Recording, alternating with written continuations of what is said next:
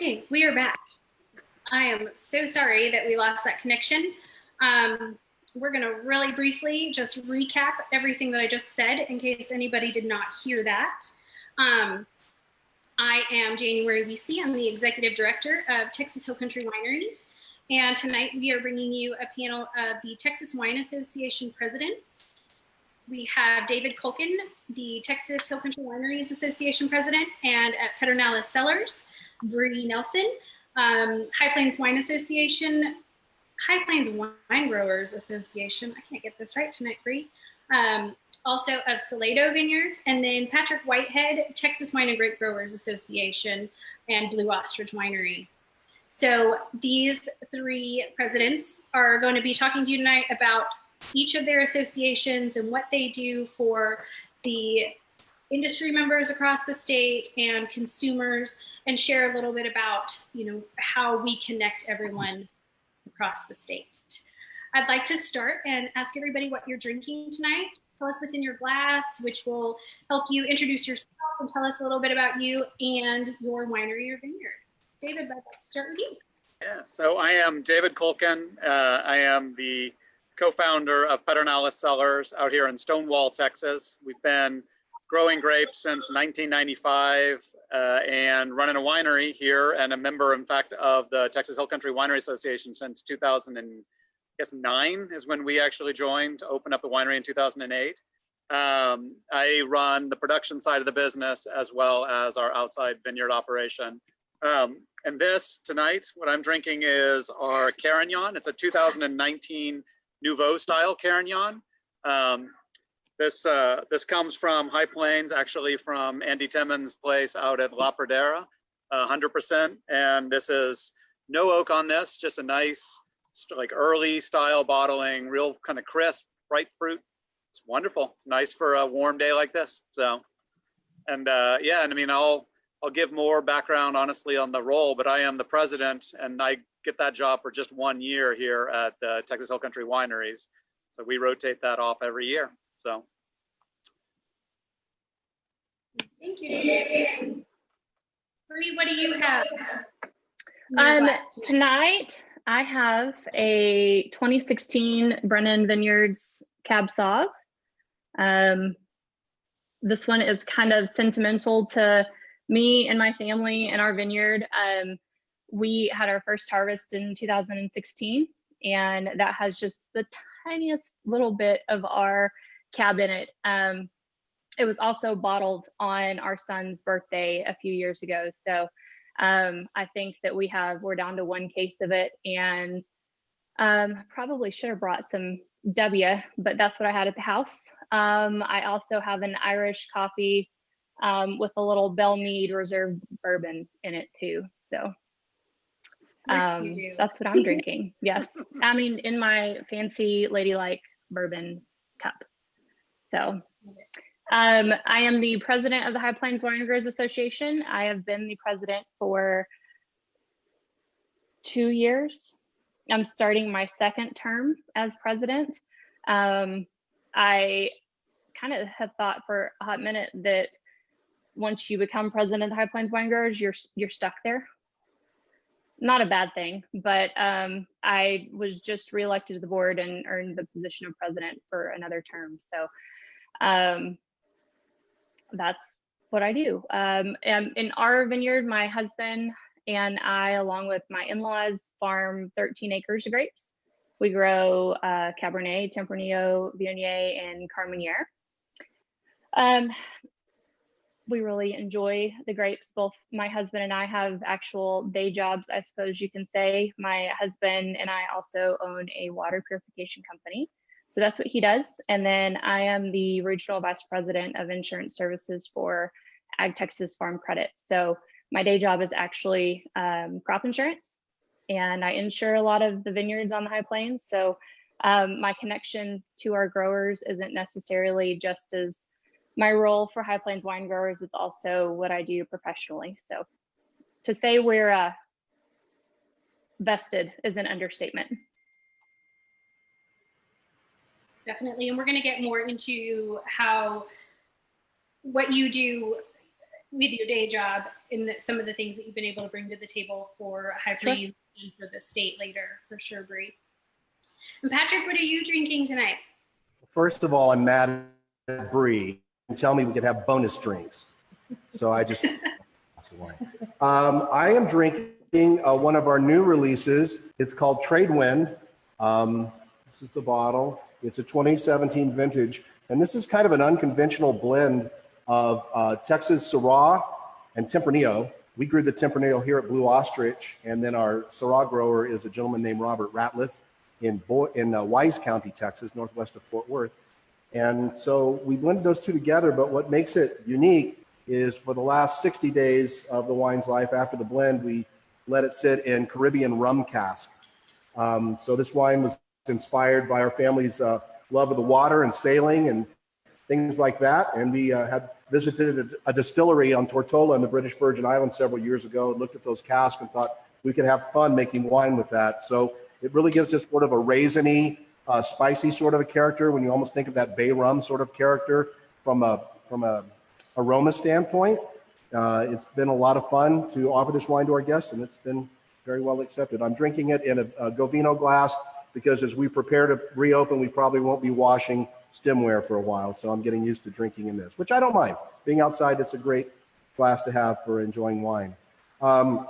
I'm the president of the Texas Wine and Grape Growers Association. That's one of my jobs. My day job is working here at Blue Ostrich Winery and Vineyard. We're in North Texas. And let me say, I'm very honored to be invited on this Hill Country event. We're big fans of all the Hill Country wineries and growers down there. We make it down to 290 Way and a lot of the communities down there as often as we can. So we appreciate being invited to participate in this. But as far as my responsibilities with the Texas Wine and Grape Growers Association, I was elected president last winter and was sworn in February. I called the former presidents of the Texas Wine and Grape Growers Association, TWIGA is the acronym we use, and I asked them how they handled COVID-19 when they had it during their presidency. Nobody gives me a good answer. It's unprecedented times. I'm sure we'll get into some of that and the impact that it's had on our tasting rooms. But again, thank you for having me with you this evening. Yeah, thank you so much, Patrick. And we're huge fans of you and Bree both. And we will talk about how all three organizations work together and some of the things that you guys get to do throughout the year together. But first, I would like to give a quick shout out. I'm not sure if I think that one is quick shout out to your executive directors, Katie Jane Seaton, who I'm sure is watching right now, and Dakota Hasselwood, who is the Texas Wine and Grape Growers Association executive director. And then I know that Sabrina Hauser has been really taking on a huge role for you guys right now, helping through this time. So I just want to give them all a shout out and thank you for your hard work and all that you do for all of the associations and wineries across the state. So let's just dive right into our associations. David, I know that you just took over this presidency in January, but you are not a stranger to the THCW board. So can you kind of give us a background of THCW and kind of what the main goal and purpose of the association is in what we're striving to do? Sure. Yeah, no, like I said, we've been members for 12 years, I think, at this stage, but the association now is over 20 years old, just celebrated our 20th anniversary last year. It was founded, that would be what, 1999? Did I have that right? By 8 wineries in the Hill Country at the time. And the goal of the association from the outset has been to help provide education, information, and opportunities for wine drinkers, tourists, anybody who wants to learn about Texas wine, to come experience Texas wine in the Hill Country, to give them ways to do that. And so from those early days, some of the components of what the Texas Hill Country Wineries has created have been events in order to sort of bring consumers out, give them a taste of the different wines being made by our different member wineries. That is, of course, expanded from when this was originally just 8 wineries to now we have 60 wineries, plus when you count in our various affiliate and vineyard members, about 75 different members to the association. But so across those 60 wineries, there's a real wide range of experiences And so the association originally was doing events. We started a brochure as a way of just giving people like a guide map to the region, a website to similarly guide them. And those have all grown over the years to a point now where the Texas Hill Country Wineries Association acts as one of the key information hubs for Texas wine grown in the Texas Hill Country, produced in the Texas Hill Country from Texas grapes that are coming out of the High Plains, and for all the ways that you can now come and connect with those Texas wineries and experience their wines, hospitality at their locations, and further just understand the specific unique characteristics of Texas wine, the Texas Hill Country wineries themselves. So it really covers a lot of ground. We also do a good bit of education for the industry. So for our members and for really anybody else who wants to participate, we have regular tasting room luncheons that allow many of the folks running the tasting rooms to hear education panels, to speak, to get together and actually form a community. We do that with our vineyard and winemakers. We also do a number of other outreach events like tailgates with the growers, all kind of aimed at helping to just expand the education opportunities within the industry. And that has even now reached out to us running a symposium that we do in January, which is a full 3-day event now that covers education across a whole bunch of areas, mostly for folks in trade. So it's for new members, for prospective members, for people who are working at the various wineries, and honestly, anybody outside of the Texas Hill Country Winery that wants to take advantage of some of those opportunities and to network within this industry. So it's been amazing just for me watching this grow, because 12 years ago, I think we had just around 20 members. I think when Pedernales joined into this association, I myself have taken a stint both as the president previously as well as the treasurer. And it's just been an incredible growth during that time period, because over the 10 years since I've been involved, directly like this, we've more than doubled, in fact, tripled that membership, and really seen this area grow beyond anything I think I expected when I first got into this business. So it's been great. January has been on board for a while now to really run this show, and it's kind of her role to make all of this work. Since as members, we all have our responsibilities, but we all have the day jobs that we do, and so we're sometimes more or less available, but we do get it done, and January is kind of the heart and soul of that.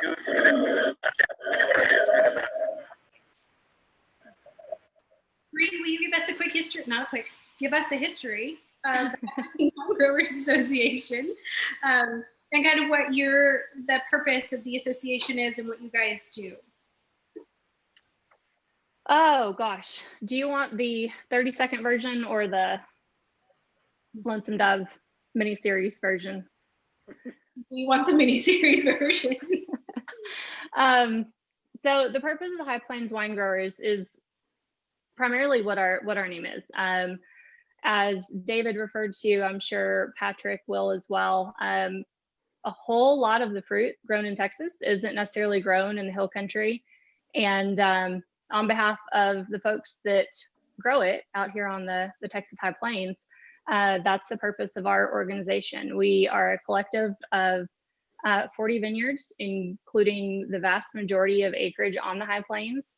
And our goal and purpose is to offer educational opportunities to our membership, primarily from the standpoint of also tailgates, media opportunities, the chance for being the orchestrating puppeteer, I suppose you could say, in trying to put together educational opportunities for the growers. There's lots of learning opportunities available, but sometimes it's a matter of picking and choosing which ones are best for your vineyard, your site, whatever you need to go to.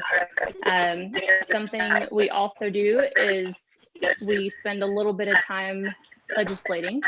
I'm not going to say that that's our full-time purpose, but if there are legislative issues that need to be handled on behalf of the growers, we will absolutely step in and do that. We did that last year in session. And I think too, actually had a conversation with the winery today, and he said it best that in our industry, it's a community. And I think that as growers that we serve our community from the standpoint of being farmers first. I know I speak for myself and my family that we don't have a winery.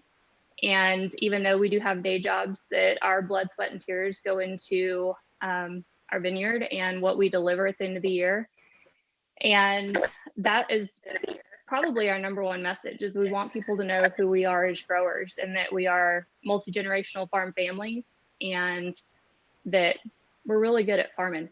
So I think that that's one of the messages that I took to New York last year when I was on the TDA panel, was that I think people have a perception that even though the wineries have acreage at their locations, that everything's being grown there. And I know for a fact that wineries and their tasting room staff do a phenomenal job in consumer education and letting people know where their grapes actually come from. And I always tell the story about several years ago going to the hill country and nobody knew who I was. And I could walk into a tasting room and ask the questions. And it always just made me almost fill up with pride hearing the stories of my people, of my customers, and the people that I hold very near and dear to my heart. And unfortunately, I can't do that anymore. So, I mean, that's kind of fun, but that's always something that I appreciate about so many of our winery partners, is that they tell our story on our behalf. And you guys get to put up with me and Katie Jane at lots of events, and being sure to remind everybody that even though it's good for the goose, it may not be good for the gander. And don't forget about the growers. And we like to tout and tell everybody, of course, that without us out here tolerating the, what does Katie Jane say, the biblical plagues, that you guys wouldn't have as much fruit to play with. And so that's ultimately our goal. I read a phenomenal article in the New York Times over the weekend. I actually shared it to our vineyard Facebook, and it talks about our friends on the West Coast and a particular grower who didn't make wine, and his goal was to give the growers the clout, to give the growers the esteem. And I think that if I could do anything else, it would be to push towards grower recognition and the hard work and commitment and dedication that these growers put into delivering a product to the winery, so that they can in turn deliver something to the consumers. So that's what I do. Thank you, Bree.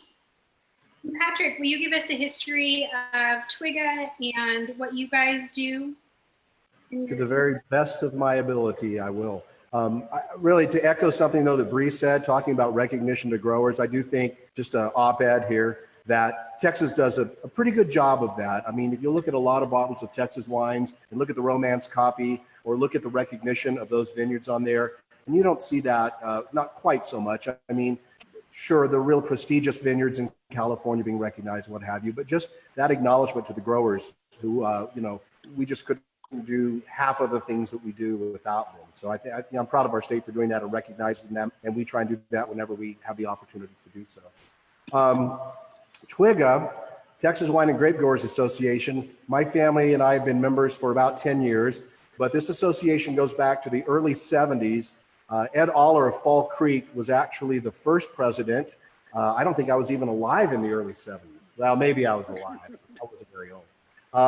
It was reincorporated in 1994 as the Texas Wine and Grape Growers. It was originally the Texas Grape Growers Association, then it became the Texas Wine and Grape Growers. And each year, our members elect 18 board members from across the state, and we are focused, the board members are, on providing policy that kind of direct the activities of the association. And in terms of what our mission statement or our purpose is, we're there to promote the production and appreciation of premium grapes and fine wines from Texas, and to represent a unified state industry with common marketing, governmental, and educational goals. And Twiga really does focus a lot on the legislative part of things, trying to advance things for our industry in Austin, as well as education. And part of those things have worked in tandem, and that has been going after funding that we've had, we've lost, we've regained, to have the resources that we have like our AgriLife and our vid advisors, our state enologists, and those kinds of things. Now, we have different kinds of memberships.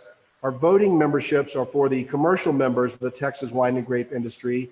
We do have consumer memberships for those who are not professionally involved, but are interested. Our wine enthusiasts want to be a part of what we do. And then we also have vendor memberships. Currently, our membership, the latest numbers that I got, we are around 1,500 members. Now, of those, there's probably about a fourth of those that are going to be vendors, people that provide products, sell products to us and services to our industry, both on the viticulture, the grape growing side, and the winemaking side of things. And then we have some that, like I said, are consumers. We host 3 primary events each year. We do our annual conference, which is our biggest event. It took place this past February in Irving, Texas at the Irving Convention Center.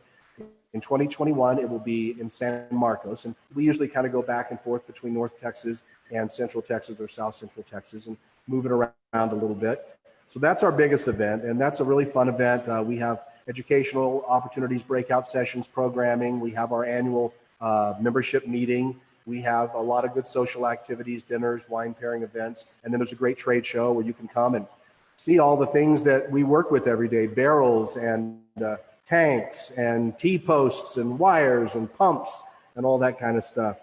We also host the Lone Star International Wine Competition each year. It was supposed to take place in May this year. It's a blind tasting, a wine competition, blind competition. It takes place in Grapevine, Texas, but with everything that's been going on in our world, it has been postponed until the fall.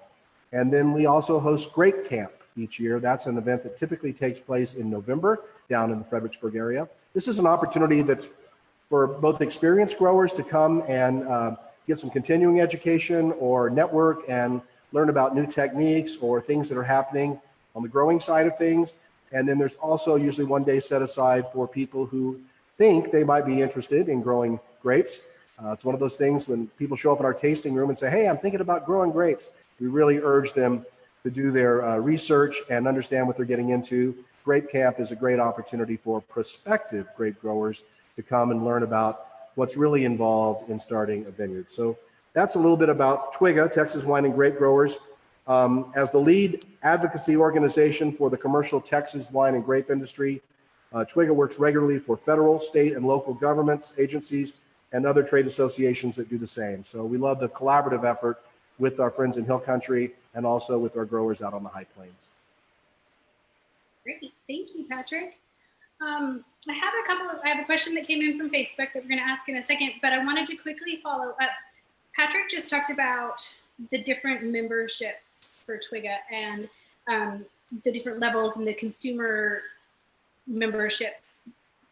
THCW and High Plains Wine Growers, can you tell us how consumers can support your associations and how industry members can join and find out about memberships? David, you want to start?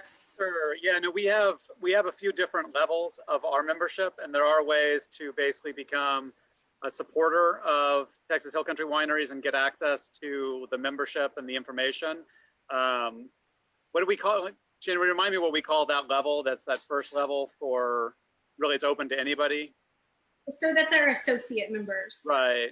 And so through that level, anybody can become part of our newsletters, our internal communications, get access, of course, to our symposium and discounted rates. And it's an opportunity to learn about the industry. It's a nice way if you are, particularly if you're interested in getting an introduction to what's going on with the various different wineries. Participating in the symposium is certainly one of the best access points for anybody in this role, because it's 2 days of really sort of closed-in networking, and it's a chance to meet everybody from staff to founders at most of the wineries and a lot of the vineyards that are also supplying to the wineries that are running that are members in the association here. And then for a higher level, we have members that are capable of actually being of affiliate members, basically, that are they are not voting members, but are there, and actually we'll receive some of the marketing benefits of being promoted by our association. And then, of course, then there's the full voting members. And for that, of course, it requires having a full production winery and having all of the facilities required to meet the standards for being promoted by the association as full members. So. And Bree, how about for High Plains? So as of right now, we actually don't. The only membership options we have are basically our vineyard memberships, which are our voting memberships, and then also our, I'd have to ask Katie Jane when she comes back in here, what our partner memberships are called, but it's mainly for our affiliated business partners. Corporate membership, she says. That is something that we as a board have explored and have started looking into. We've had a lot of questions from actually our winery partners that have reached out and said, you know, we would like to join the High Plains Winegrowers Association. How do we do that? You don't have a membership level for that. So that's something as of right now that we're exploring. We've also had general consumers ask the question as well. So as of today, there's only the actual membership where you have to meet, basically have a vineyard on the High Plains and meet that criteria. And then also our corporate memberships as well. So be on the lookout. We'll get something out and available. And again, that was spurred from general questions from our winery partners asking why we didn't have it, and that they would be willing to be part of the membership, of course, non-voting and all of those things. But we are working on it and trying to get some details put together at some point in the future. And as far as Twigga goes, I think I should know this. I believe our actual web address is twgga.org, Twigga, Texas Wine and Grape Growers Association.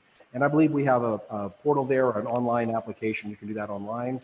We welcome those consumer members, but just to clarify, our organization is primarily a B2B, a business-to-business organization that's focused on serving the commercial members, but we welcome the participation of consumers that are interested. We use a lot of volunteers at our different events, the wine competition, our conferences and stuff. So everybody's welcome to be a part of our organization. And actually, this is the perfect time. I put a little slide together with each association's logo and website and social pages. So I'm going to share my screen right now, but we're going to keep talking. So hopefully that won't be too weird for everybody. Let me figure out this technology here.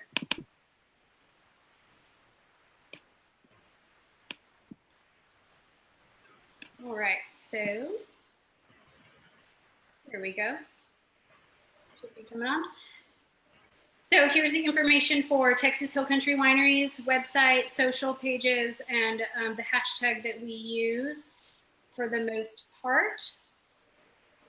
The High Plains Winegrowers Association, their website, social pages, and I believe they have some other hashtags, but to me, the one that stands out is Texas Vine. So we threw that in there for everyone to follow. And then Texas Wine and Grape Growers, the website, social pages, and of course, TX Wine, which is the biggest hashtag that we all use, which has been since all of the Twitter and things have started. This is the one that everybody uses across the board. So we will definitely put those back out on our website, or excuse me, our social pages for everybody to check out afterwards. See, I had it wrong. I knew I was going to screw that one up. It's Texas Wine. Technicality. Yeah, no big deal. We got it, Patrick, and we'll reshare it so everybody has it. Bree, we actually had a question for you. Sure.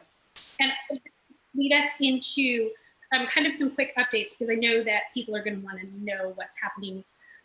Bree, can you give us an update on any storm damage from rounds of storms earlier this week up there on the High Plains? Actually, fortunately, we missed most of them. I know from our farmer standpoint that we are dying for rain. We need some rain so terribly bad. Our row crop farmers are right in the middle of trying to finish planting peanuts, get corn and cotton in the ground, and the weather has not been cooperative. Normally by now we've had a nice spring rain, There were some storms that rolled through a few nights ago and primarily missed Cherry County, I believe, caught part of Hockley County, and there was a little bit of hail in it, but it didn't hit any vineyards that I'm aware of. So this time of year is always delicate when it comes to how we're asking for our blessings, and we always ask for rain but no hail. And there are a few words you don't discuss it at my house, and because of my day job, we don't talk about hail or freezes and those kinds of things. So we've missed any horrible, bad, damaging storms, but at the same time, we are hurting for a rain. So with the storms come the hail, so we just have to deal with it. But we've missed them to this point. Good. That's great. Well, we will continue to pray for good weather for you guys. David, can you give us a quick update on the rains that we just had here in the Hill Country and how the vineyards are looking down here? Yeah, so we've had reasonable amount of rain. Honestly, it was a little heavy in that first part of the winter and spring. Got a little bit like dried out a little the last few weeks, but then this last week and now this week we've been getting rain again. I have not heard too many reports of hail, though there's been spots in the Hill Country with these last few storms. So right now, with the way that the crop has set up, and we had a reasonably good winter, good moisture. Most of what I'm seeing is very full crops, and everything looking pretty sound. So for us, the vulnerable period on hail is hardly over. We tend to look at, we all remember, particularly here in the Hill Country, some of the various different late May events that we've had that not only do those potentially bring us hail, but our tendency in the Hill Country is to get really more rain than we know what to do with in spells. And so, we're watching storms like the ones that have been rolling in and the ones coming in this weekend, because that's where it gets tough for the growers really to combat some of the humidity and some of the side effects that we get from that. But as it's going right now, it's looking like a nice Hill Country crop. And I think we're grateful and, for that, and hope that will carry through. It's still a long haul, of course. So we can sort of keep our head down and do what we do. So. I have a question for Patrick. That's a perfect segue for me to tell everyone I stopped by Driftwood Estate Winery today to pick up a wine. I have 2 wines that I'm drinking tonight because I love all the people, and I really try to pick a wine or wines that go with the topic that we're talking about. So Gary Elliott was a past president in the early 2000s at with THCW. He was on the board for a number of years. So I got a bottle of their dry orange muscat. I'm not sure if you heard my little fake cork pop out a little bit ago, but it's drinking really great, and so I'm loving that tonight. But he expressed the same feelings, David, that things are looking really good, and he's really excited about the crop that he has out there right now.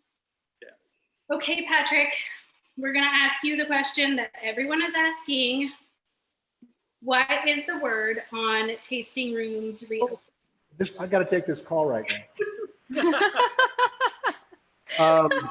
You all know that we are asking Patrick as the president of Twiga because they've really done a lot of work behind the scenes in trying to help the wineries across the state understand what's going to happen in the reopening phases. I'll tell you what I know, and I'll try not to throw anybody under the bus. David and I had a conversation about this last week. It's very frustrating.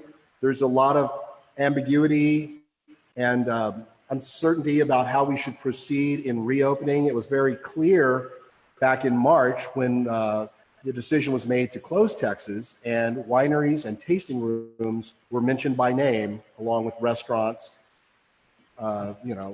masseuses and gyms and movie theaters and all of that stuff.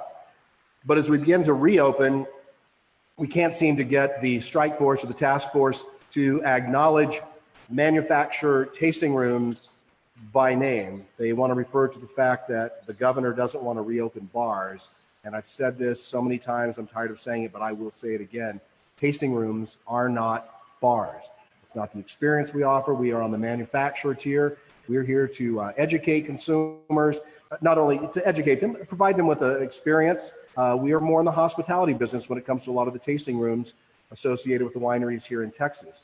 So being lumped into that category has been disheartening. It's been frustrating. Our voice is being heard. We have been in conversation with high-ranking members of the strike force. They're hearing what we say, but here's the deal. There's nothing right now on the TABC website or on the governor's strike force page that you could read and interpret as saying we shouldn't be open and serving wine on premise by the glass or by the bottle.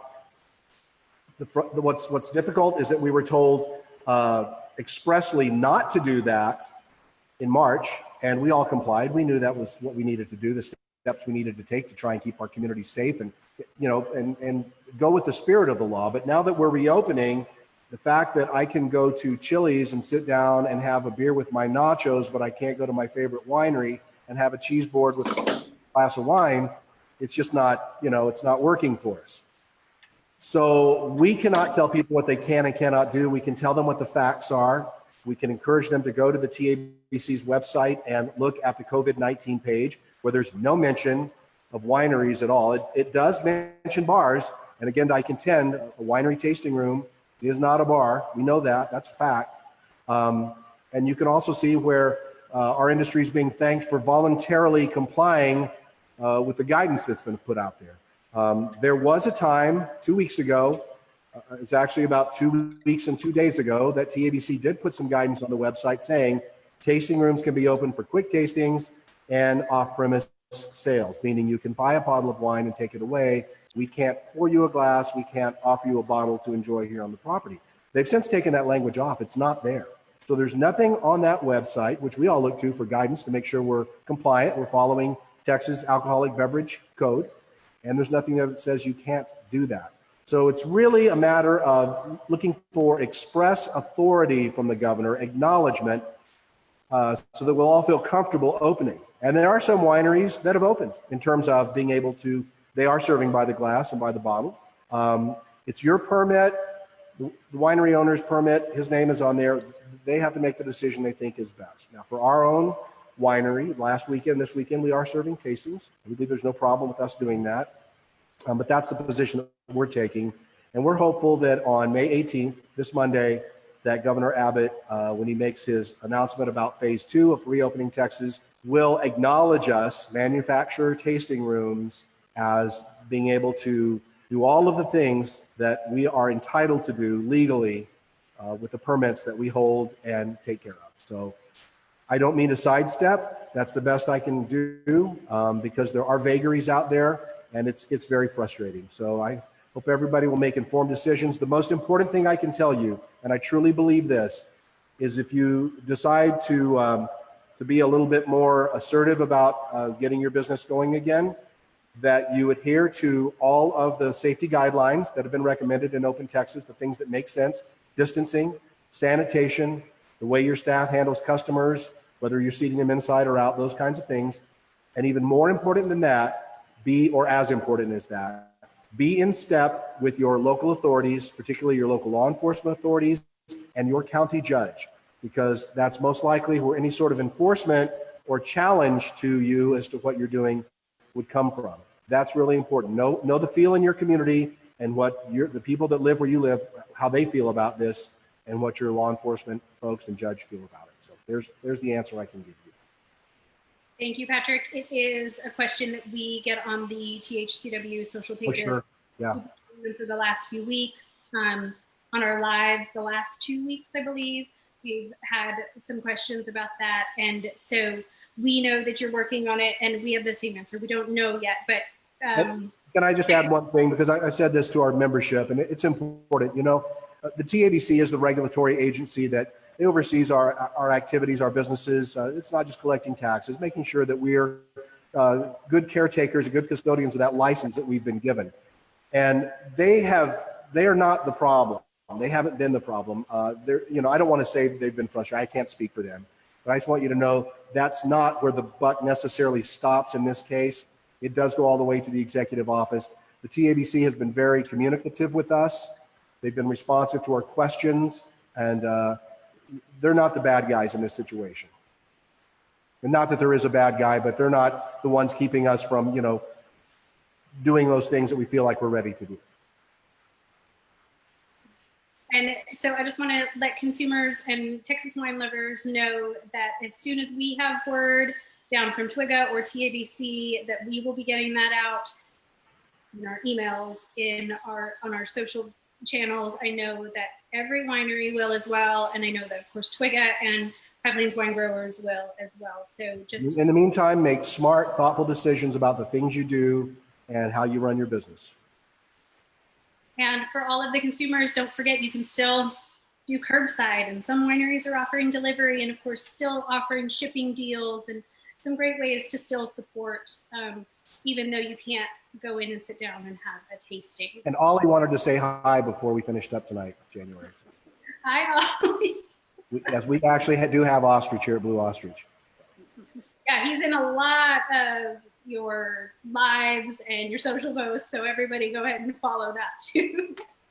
I want to just switch gears a little bit and talk about how the three associations work together and some of the things that you guys do on the legislative side, like Bree was mentioning that you guys, did some of that last year.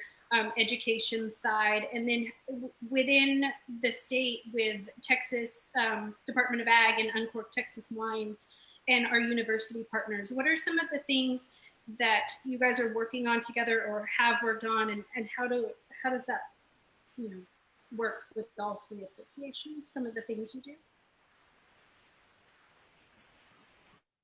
If you want to start. David, go right ahead.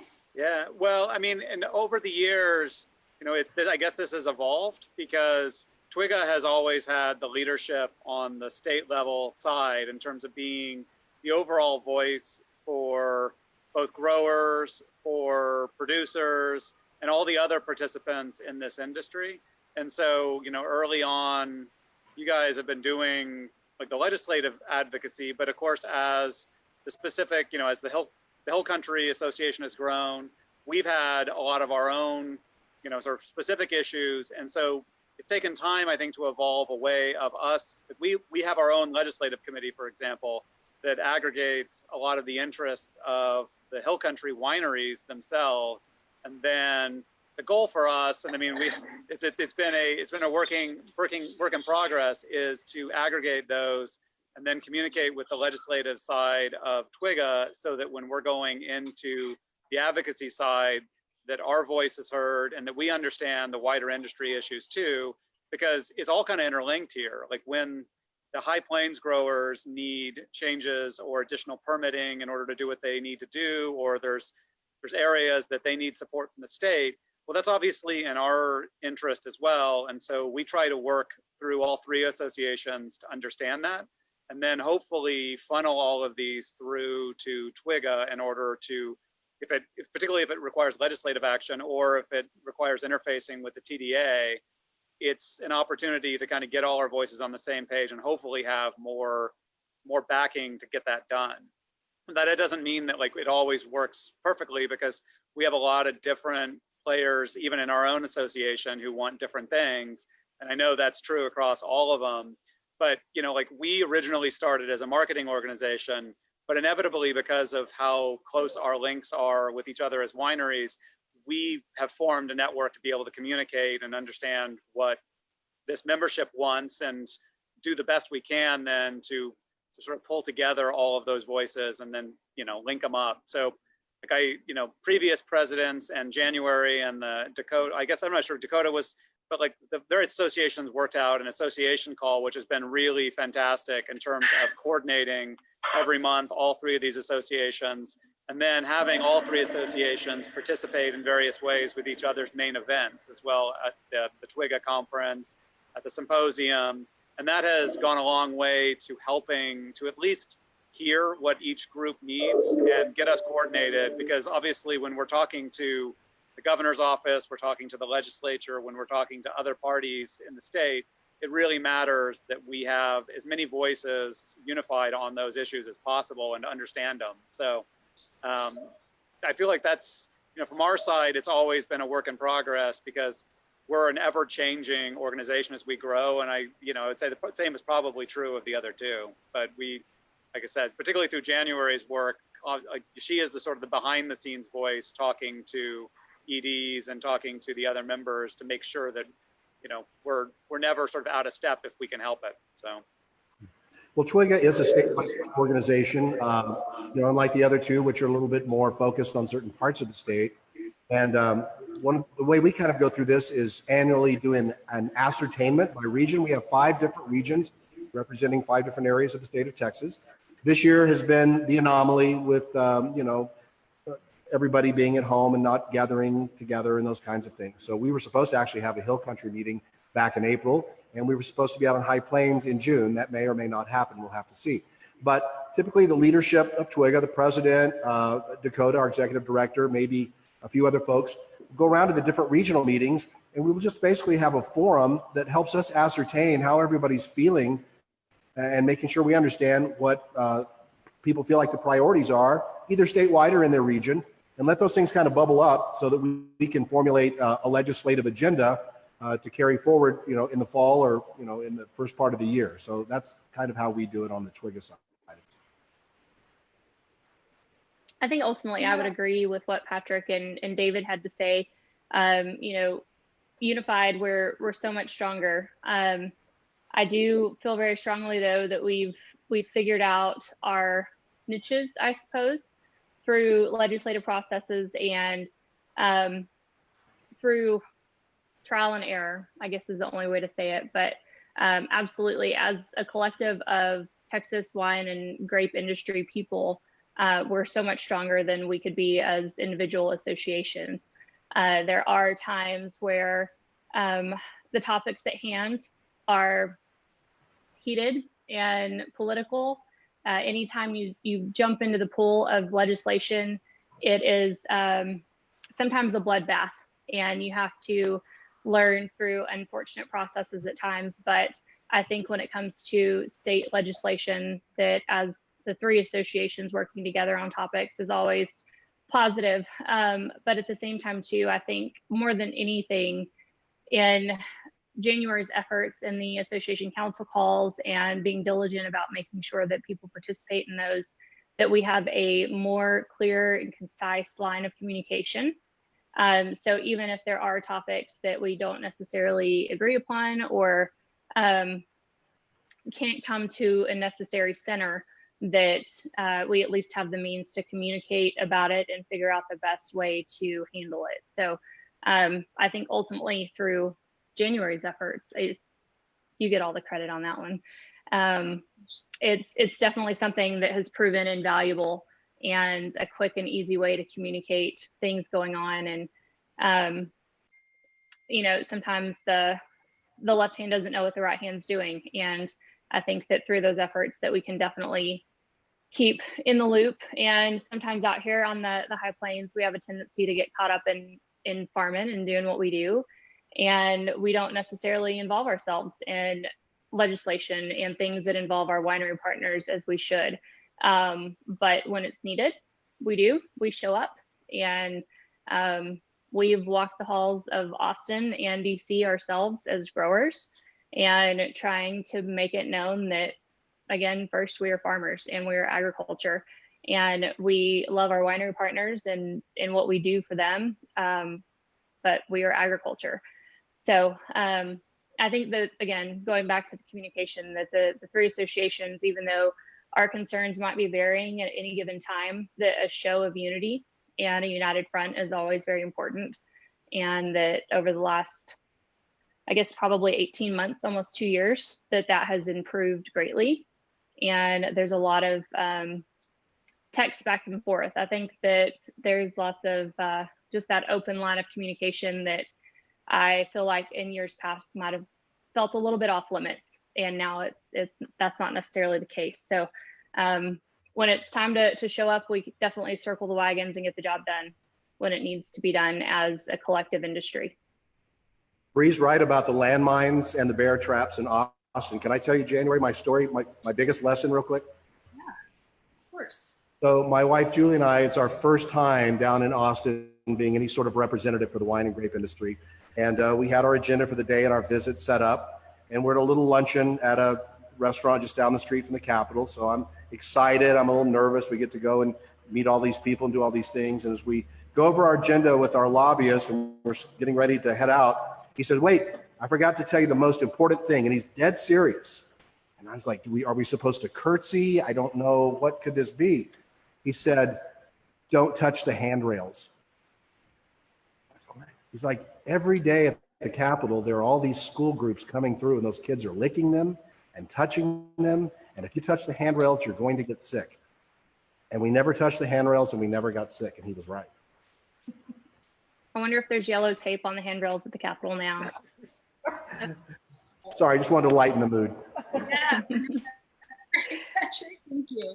But that is definitely something that Kyle has mentioned to a lot of us. And so I think that we all kind of go in there, hands in our pockets or arms crossed. This is pre-COVIDs too. Yeah, it is. Bree, you mentioned walking the halls in DC. I mentioned earlier that I wanted you to talk about your day job and what you've done for the industry with that. Can you give us a quick update on what you've done on that end for us? Sure. Crop insurance. So as I mentioned in my introduction, my day job, I am the Regional Vice President of Insurance Services for Ag Texas Farm Credit. And Farm Credit is a nationwide network of ag lenders and crop insurance and insurance providers. And what I've been fortunate enough to do, I'm very passionate about my career. I'm very passionate about what I get to do every day. I didn't really honestly know. I say this jokingly, but I'm very serious when I make this comment.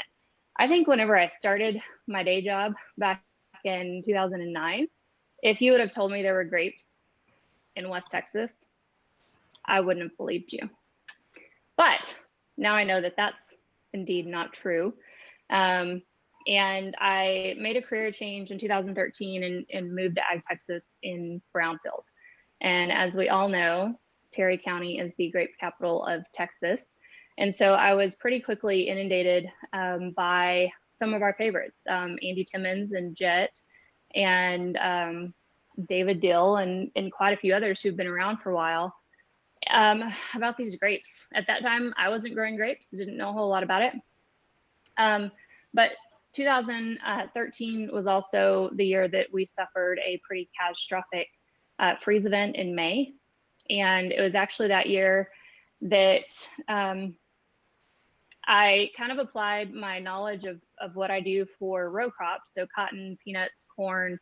I've done a lot of work with pecans and specialty crop, and realized that our grapes were severely underinsured and that they were opening the door to a lot of inherent risks that they weren't necessarily covering.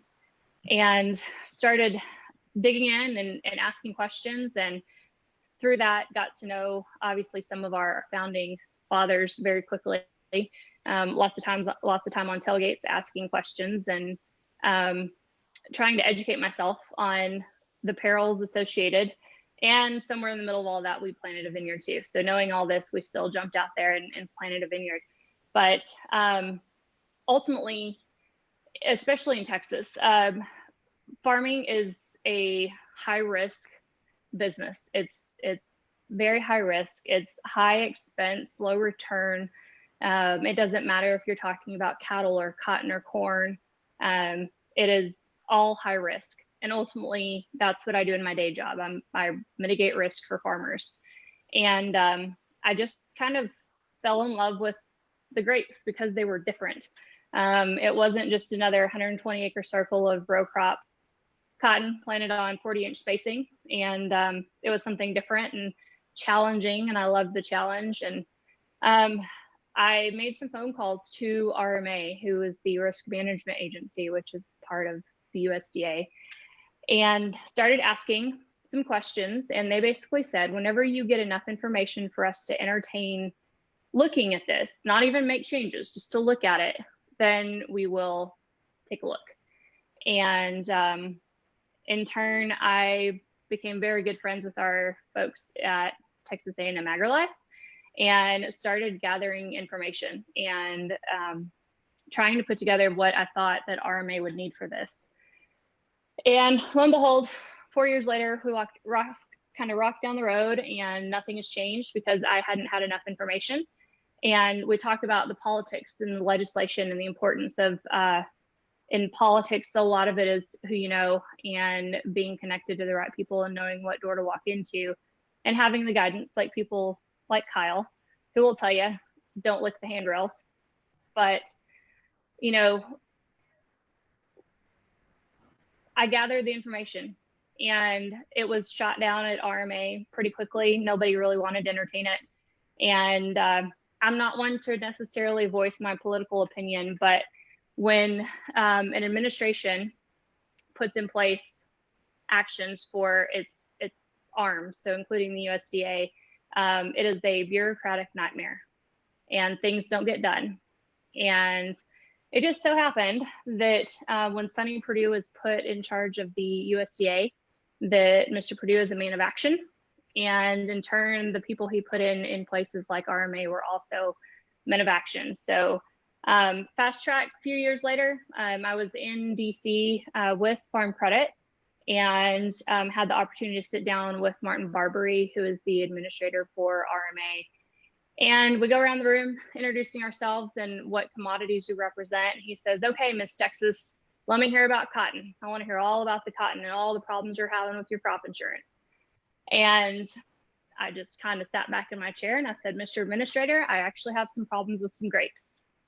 And immediately the little light bulb above his head went off and he says, grapes in Texas? I had no idea there were grapes in Texas.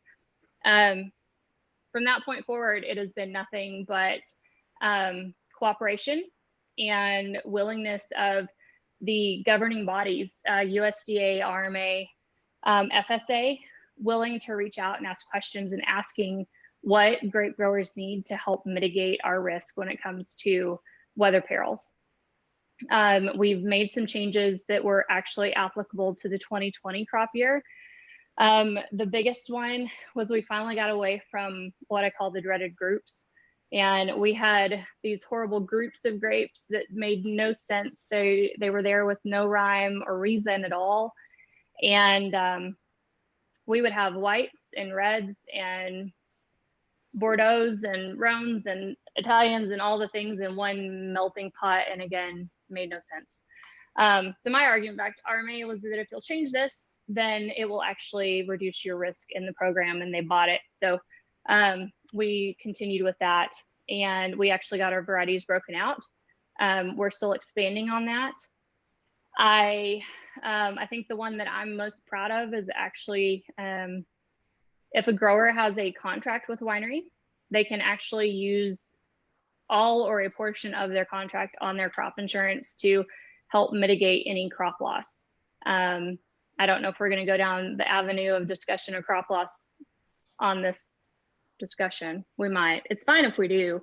But basically, if a grower suffers a loss, that they're actually paid a percentage of their yield and then a large portion of their contract price. And we couldn't have gotten that done. And I speak earnestly as a grower.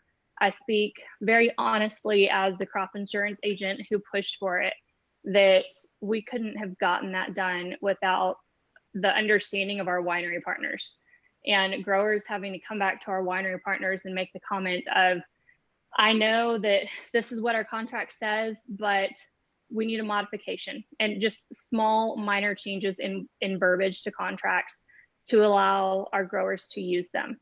And I honestly, as a insurance professional and as a grower, I can't thank all of you enough that were willing to step out and do that for our growers and understanding. And the number of phone calls I entertained on that topic were extensive, but I feel like it was definitely worth it for our growers and to be able to offer them that. Going forward, what we're working on is actually expanding the program. So hopefully counties in the Hill Country will be included in this next expansion. So if vineyards have been insuring in the past in like Gillespie County, I just use that one. I know there's some there that have been insuring, that they will actually be able to do so without a written agreement. So that's a huge step. Even in Yoakum County, my personal vineyard is in Yoakum County. When you look at our vineyard on a plat book, you can literally see the county line, like you can throw a rock and hit it. And we are in Yoakum County, not Terry County. So we have to have additional documentation and paperwork. So ultimately, the goal of the current administration in these programs for farmers was actually from a position of ease of application and being able to get these programs in place for growers so that they were easier to understand from the standpoint of what they were going to do for their operation. And there wasn't a whole bunch of technicalities and nuances and all the subtle things that would make it complicated for a guy to sit down and understand what he was actually insuring for, against, and what he could possibly come out with at the end. So we're excited too. We're working on a vine program. That's another pet project, I suppose. And kind of taking a cue from our friends in the pecan industry and modeling a vine program similar to how pecans are modeled. So I know as growers, one of our primary expenses obviously is the installation of a vineyard. And with that, the thought of having a freeze happen in October that none of us anticipated on a 3-year-old vineyard and losing every vine, or a 15-year-old vineyard and losing vines. It almost makes me sick to think about it. There's no way to mitigate any of your vine loss, your production loss over that much time. So that's our next thing, is working on a vine replacement program. I would also encourage people, if you did have vine loss, to call your local farm service agency. There is a program called TAP that you can actually receive some funding from to help replace vines. So that's all I got. That's it. Thank you, Bree. I know that all of our wineries and growers across the state appreciate all that you've done from both sides. Big difference. Yeah, thank you so much. I have a ton more questions for you guys, but it is a little bit after 7. And so I just, again, want to say thank you so much to all 3 of you for joining us tonight. And hopefully some of our Texas wine lovers found out a little bit more about the 3 associations that are really working together for the industry and consumers. And we will definitely be sharing that slide that we had for contact websites and social pages so that you can stay connected with Twiga, High Plains Winegrowers, and THCW. We have had some questions on here about how consumers can help with the reopening situation and some of the other things that Bree has just talked about. And so once we put that slide up, you'll be able to visit those websites and get in contact with whoever you need to at the appropriate association. So thank you, David and Patrick and Bree. We really appreciate all 3 of you. Bye, Ollie. Thank you for coming. Again, thank you to Katie Jane and Dakota for all of your hard work behind the scenes. I know that we all, like they said, there are texts going around and we are really working together a lot more, and it's been really great. So we appreciate Thank you for the opportunity to be here tonight. It was fun and appreciated. Thank you. Thank you, January. Thank you all. Thank you everyone for viewing and joining us tonight. And we want to invite you next week to join us, same time, same place. We have a group of incredible sommeliers from Hill Country Wineries. And in the meantime, don't forget, we've talked about this already tonight. There are ways to support wineries across the state with buying wine, shipping, curbside delivery, even just a comment and a like and a share on social pages. Just any kind of interaction there really helps bring that to the forefront. So we do have a list of what our Hill Country Wineries are doing on our website and on our social pages, and I'm sure that Twiga has information, and High Plains has information on what's happening up there. So please go ahead and reach out and let us help connect you with some of these wineries. And we will see you back here next week. Again, same time, same place. Thank you all. Hi, y'all.